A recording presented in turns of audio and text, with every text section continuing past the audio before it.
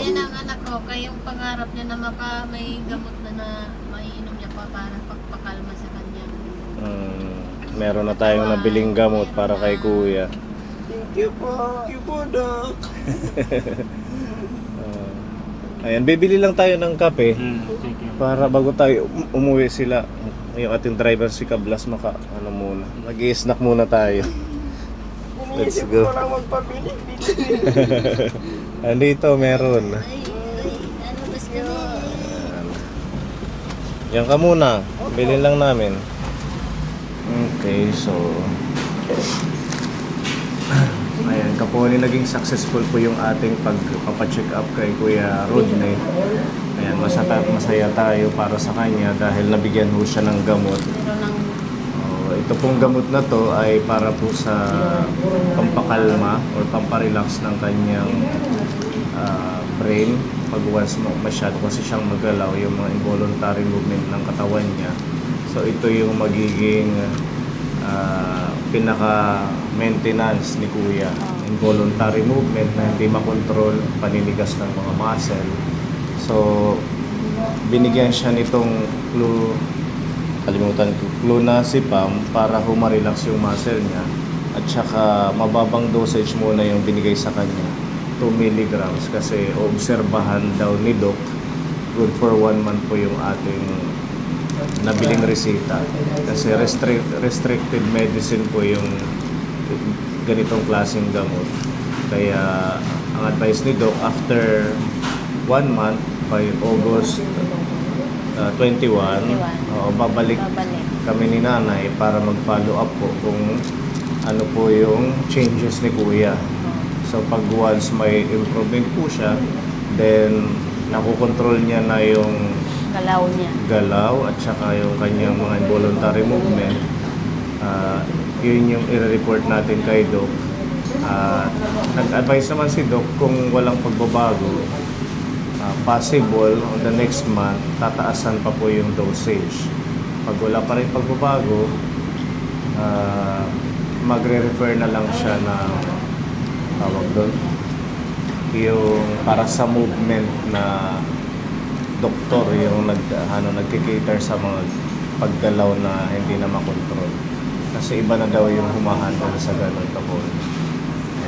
Ito yung ating kape. Thank you po.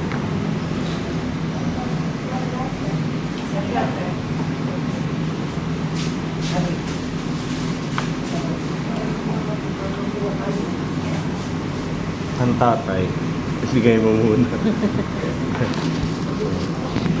Tapos yun ang kuya.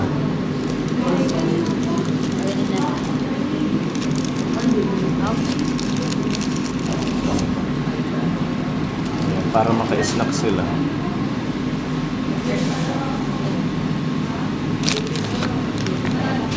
So yun nga po, balik tayo dun sa ating pag-explain.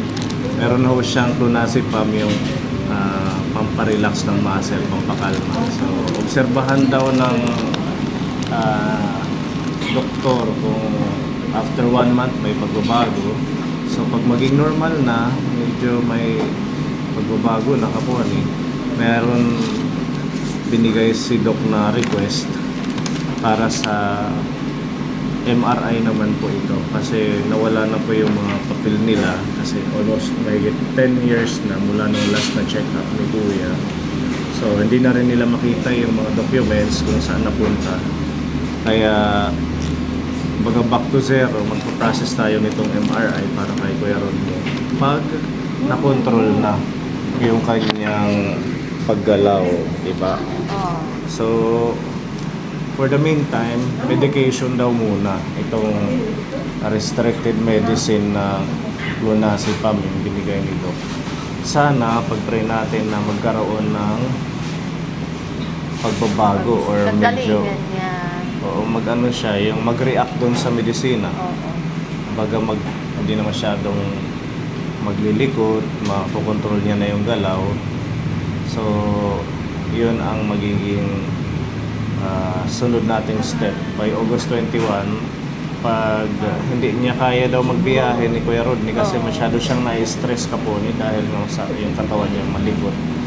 Pag hindi niya kayang magbiyahe sa August 21, follow-up check-up, pwedeng bibidyoan na lang daw natin siya for 5 to 10 minutes, sabi ni Doc. Titingnan na lang niya yung video kung ano yung magiging, kung may pagbabago Result pa. pa. Oo. Sana magkaroon ng improvement para ma-MRI siya. Kasi sa ngayon, hindi ho tayo makapag-proceed sa MRI sa ibang mga gagawin sa kanya. Kasi 30 minutes daw po yung MRI, papasok yung katawan. So, dahil nga magalaw siya ngayon, hindi siya na-process ng MRI kanina. Kaya, yun yung request ni doktor para makita talaga kung ano yung hidden na ibang sakit ni Kuya. Meron iba-iba. Oo, iba. May dystonia sa may tinatawag na XPD. Pero sinabi ni Doc kanina, possible XPD yung kay Kuya. Kasi marami na siyang inandal na case na parang kay Kuya. Yun yung conclusion niya. Kaya lang, kailangan talaga mag-undergo pa siya ng MRI. So ito, nagbigay siya ng nag-request, diagnostic request, MRI of the brain with gadolinium contrast. Mahal pala ito kapuan, maabot ng 20,000. So, yun yung ating pag-iipunan, nanay. Kung halimbawa meron tayong nare-receive na pondo, kasi yung gamot natin hindi man mahal. Naka-save pa ho tayo kasi dala ko itong Oo. PWD ID ni Okay na Kuya. lang. Kaya medyo mura. Yung ating gamot, itong good for 1 month na clonazepam, hindi ko mabigkas. Umabot lang po ito ng 474 pesos. Diba? Mura lang. Mura lang. Tapos, sundin mo na lang yung pagpapainom. 1/2 tablet, 3 beses sa isang araw. So, umaga, tanghali, tapos gabi. Hahatiin mo yung tablitas nandito, ha? Tapos, kailangan kakain muna. Kain muna bago mag-inom.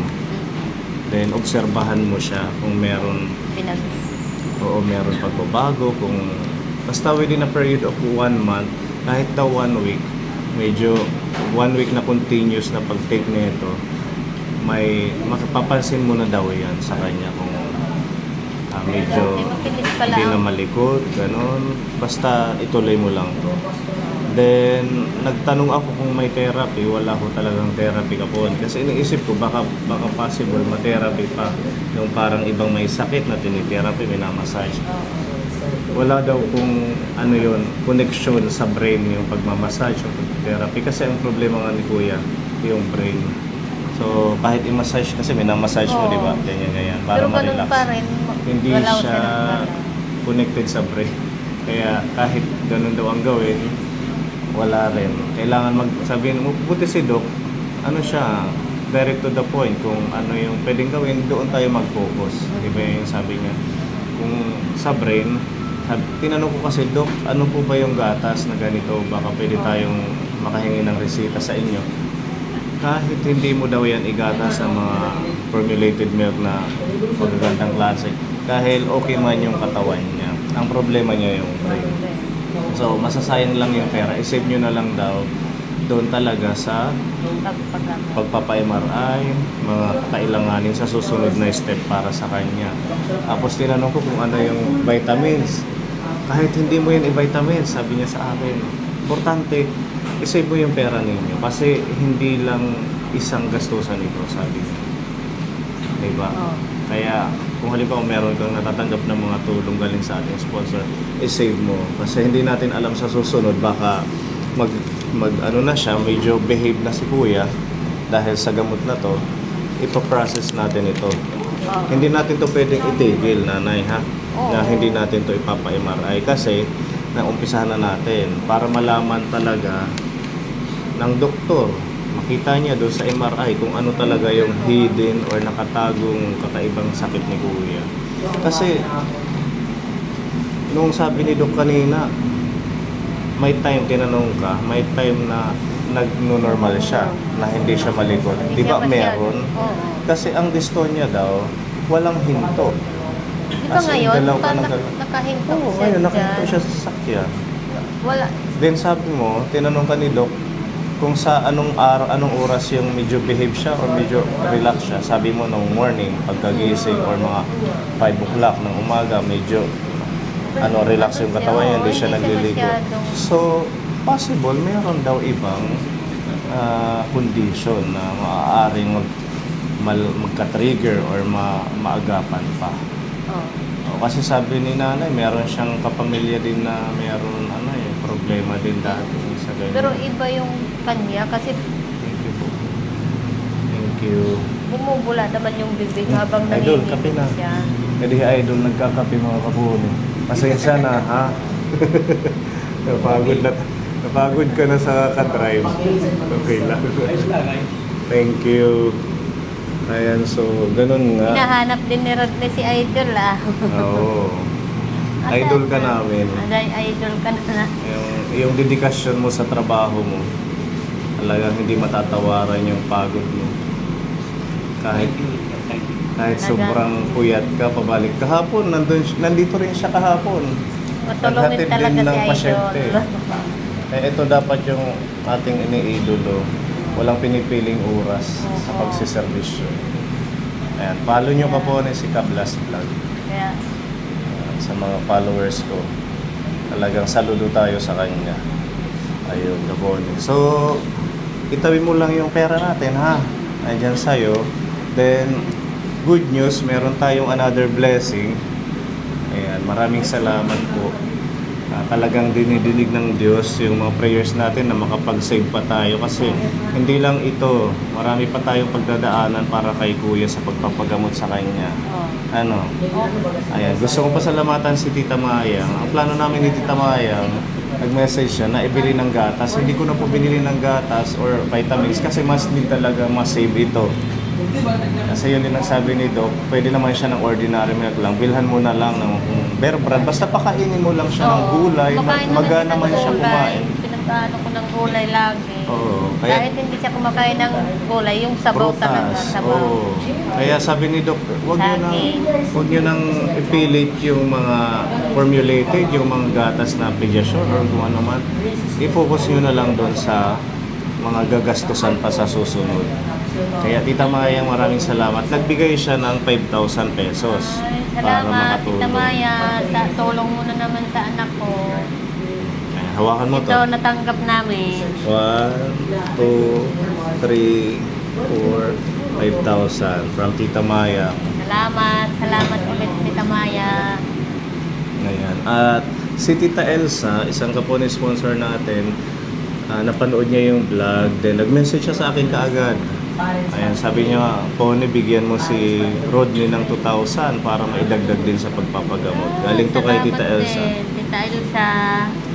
Matutuwa din yung anak ko kay ito talaga ang pangarap niya na may padoktor siya. Kung mayroon tao na nakakakita sa mga video niya, ito na nga ang nakakita sa amin. Ito na ang daan. Ano yan, kaparaanan ng ating Diyos kung bakit kayo nakilala namin, natutulungan ng ating mga sponsor, di ba? Oh. Kaya mag-pray lang tayo na sana bumuhos pa yung tulong. And maraming salamat Tita Elsa. And also, shout out kay Konsehal Jerwin Lira ng Balangkayan. Nakita niya yung upload video natin kanina sa Facebook. Kaya nag-message siya. Meron siyang pagmamahal din na 1,000 para Ay, salamat. sa pagpapagamot. Konsehal Jerwin Lira. Konsehal Jerwin Lira. Oo.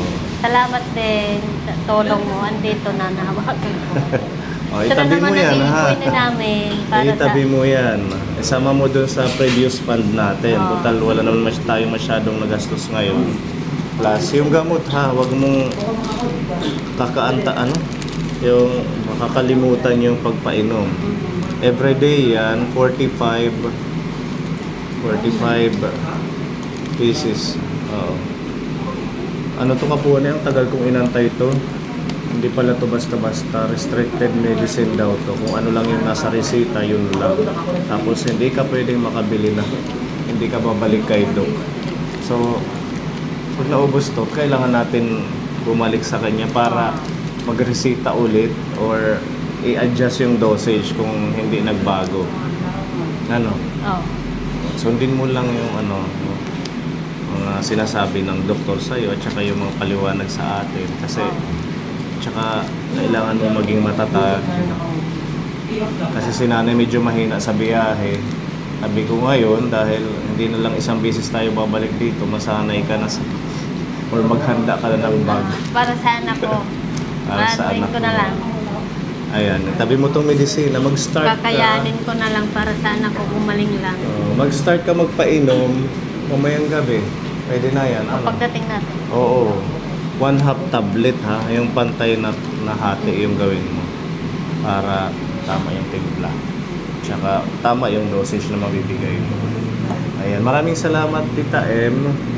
Sa masarap na almusal, tanghalian, snack. Ito pa. And Tita Elsa, salamat din po. Ayan. Thank you. At kay Gob Arbe Baldone, maraming salamat sa pagmamahal sa ating mga kababayan. Sobrang nakakataba ng puso na kahit yung malalayong pamilya na may karamdaman ay naihahatid na sa ospital. Hindi na kagaya na dati na talagang maghihirap kung saan maghahanap ng pwedeng ma-transport yung pasyente. Ngayon dahil sa inyong programa, sa aton probinsya, Tawoy ton una, sobra-sobra na damo it nakikinabang hininga imong programa. Prog na it mga kablas, mga magkurihay nga pamilya nga sugad hini nga Sugad dili na kaya ha. Nabuligang kami Oo. niyo. Kasi kung ako lang, hindi ko rin naman kaya, maliit yung kotse natin.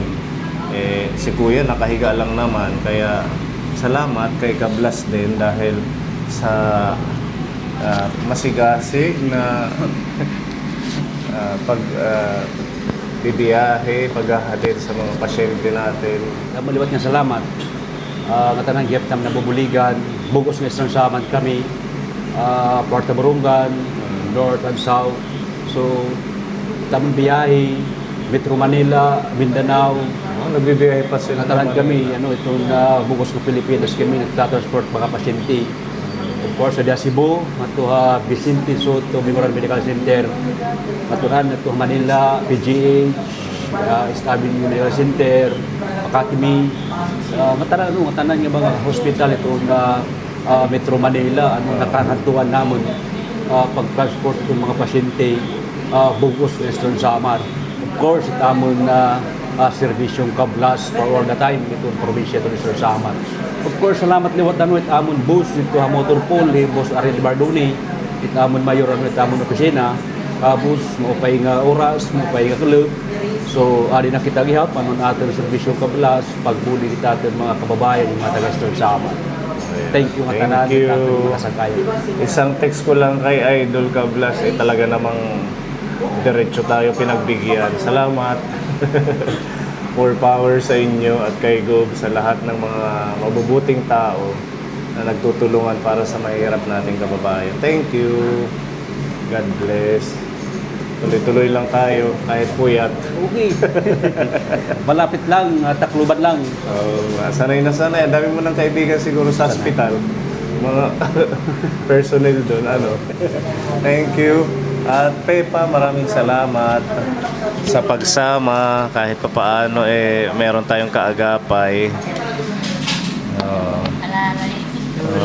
Nakaalalay sa pagbubuhat kay Kuya Rodney. Basta lang, walang ginagawa. Thank you. Ayan, magkape na tayo.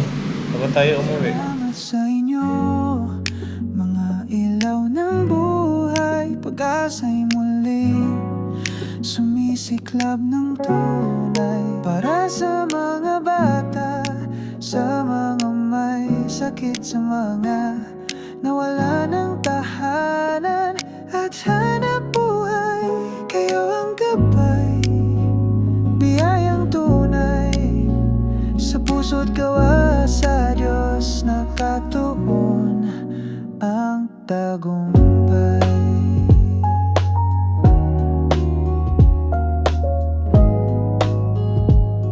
Meron tayong bagong pondo dyan. Itabi mo lang, ha? Opo. Ano kay nanay mo para magamit sa next check-up natin. Maraming salamat po sa nagbigay. Thank you po. Walang ano man kuya. Ayan. Uwi na tayo kapon eh. Oh, ang ang sama ng panahon. Maulan. Ayaw tumigil. Ano, kaya pa yung lamig? Kaya pa. Kaya pa ikaw. Binawasan ko lang. Binawasan mo lang. Binawasan ko lang. Kasi, Nadiri mo naman siya din parang. mainit.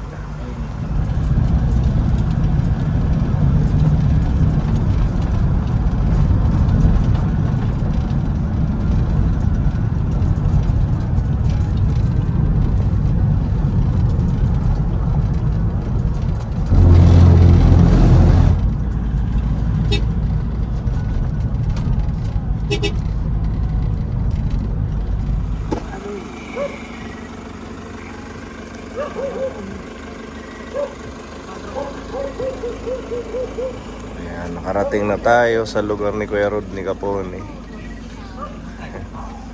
Ano oras na?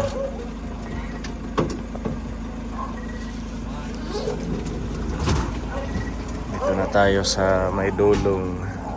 Alas 8:30 tayo nakarating Capone.